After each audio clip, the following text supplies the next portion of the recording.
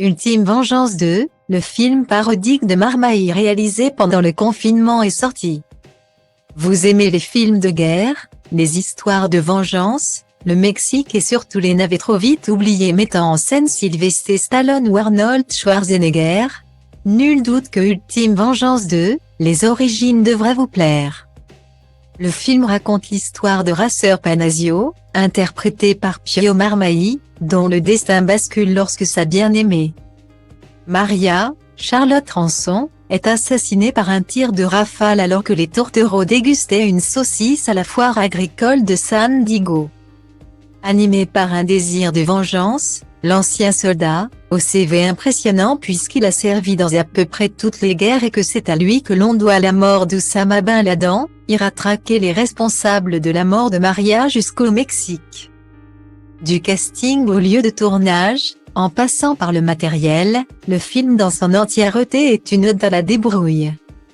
C'est ainsi que l'on retrouve à l'écran les amis, la compagne ou encore le père de Pio Marmaille.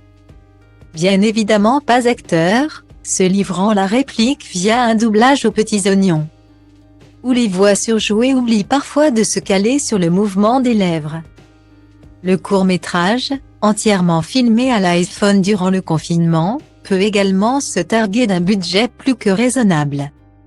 D'après Pio Marmaille, invité sur le plateau de Quotidien le 11 juin dernier pour parler de ce projet azimuté, l'équipe aurait déboursé au total une centaine de dollars, car l'histoire se passe en Amérique. Souvenez-vous, pour réaliser Ultime Vengeance 2. Forcément, on est loin des studios de cinéma hollywoodiens. Mais qu'à cela ne tienne, Pio Marmaille et son équipe ont su exploiter les moyens du bord. Ainsi, en guise de sang, vous pourrez retrouver la sempiternelle sauce tomate, un brin épaisse qui plus est, afin de réduire toute trace de réalisme à néant. Les lieux et panneaux d'affichage sont symbolisés par une simple feuille A4 grossièrement collée sur un mur en crépi.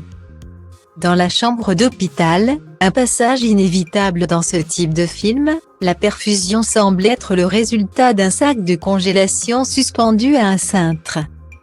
Et vous savez que le héros est arrivé sur les terres mexicaines grâce à la présence d'un cactus gonflable.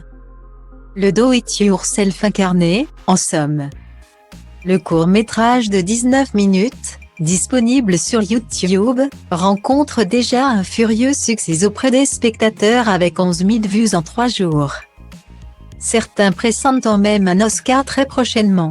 Il faut dire que Pio Marmaille teasait déjà le film sur les réseaux depuis avril. Et que l'attente était devenue insoutenable pour certains. Visiblement, les fans n'ont pas été déçus. Bientôt un Ultime Vengeance 3,